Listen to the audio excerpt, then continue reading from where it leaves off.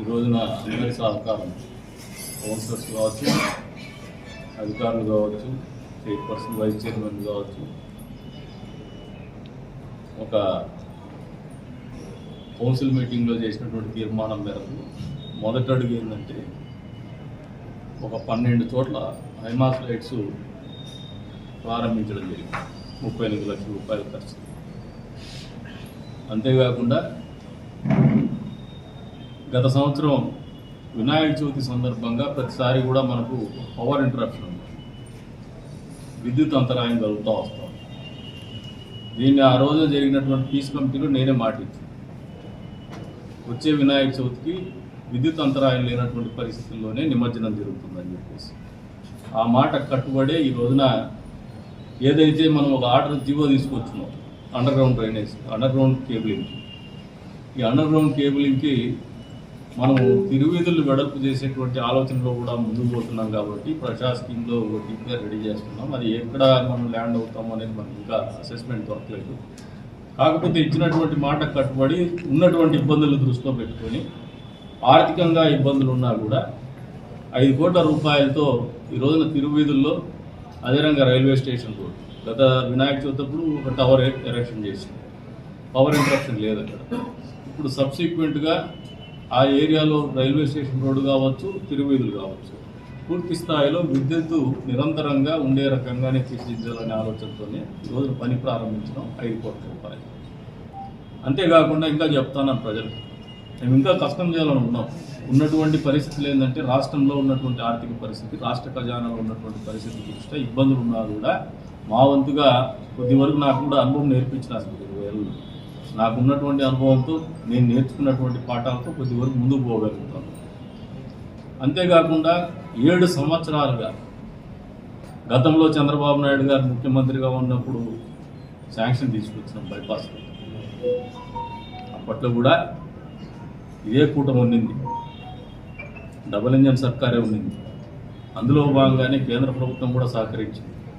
250 కోట్ల రూపాయలు మంజూరు చేస్తే 7 సంవత్సరాలు కాలం పడుతుంది.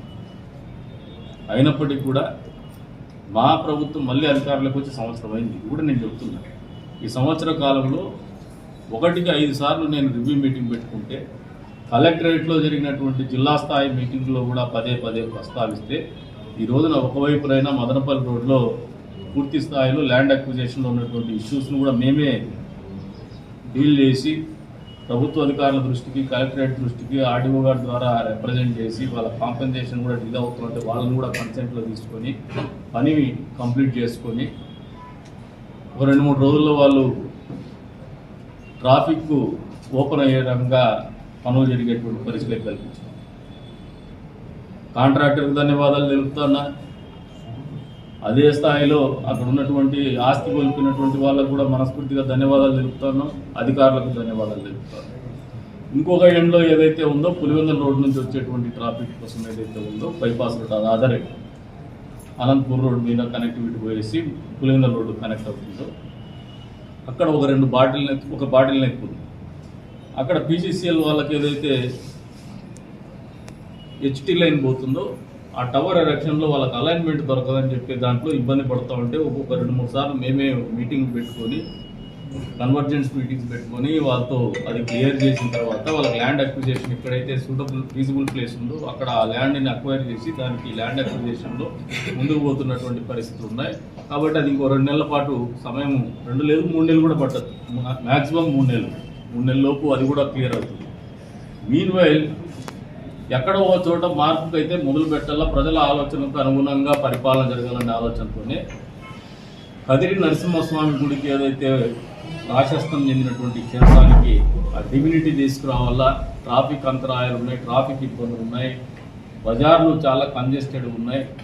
మీన్ వైల్ ఎక్కడైతే బిజినెస్ కమ్యూనిటీ కూడా అఫెక్ట్ అవుతుంది, వాళ్ళని కూడా కాన్ఫరెన్స్లో తీసుకోవాలా, వాళ్ళని స్టేక్ హోల్డర్స్ కూడా కాన్ఫరెన్స్లో తీసుకోవాలనే ఒక ఆలోచనతోనే ఈ రోజున అందరినీ వచ్చిన సందర్భంగా ఒక కన్వర్జెన్స్ మీటింగ్ పెట్టుకోవడం జరిగింది. అందరూ కూడా వాళ్ళకు తెలిసినటువంటి సలహాలంతా చెప్పినారు, సూచనలు కూడా చేశారు. వాళ్ళని కాన్ఫరెన్స్లో తీసుకోవడం ద్వారా కూడా మాకు ఒకటి లబ్ధి పొందేది ఏమంటే ప్రజల్లోకి కొద్ది వరకు ఒక పాజిటివ్ వైబ్స్ క్రియేట్ చేసేటువంటి విధంగా వాళ్ళ ఆలోచనలు కూడా ఇది మంచి చేసేటువంటి ఆలోచన అని తెలియజెప్పే ఒక ప్రక్రియ కిందే ఈ కార్యక్రమాన్ని నిర్వహిస్తాను.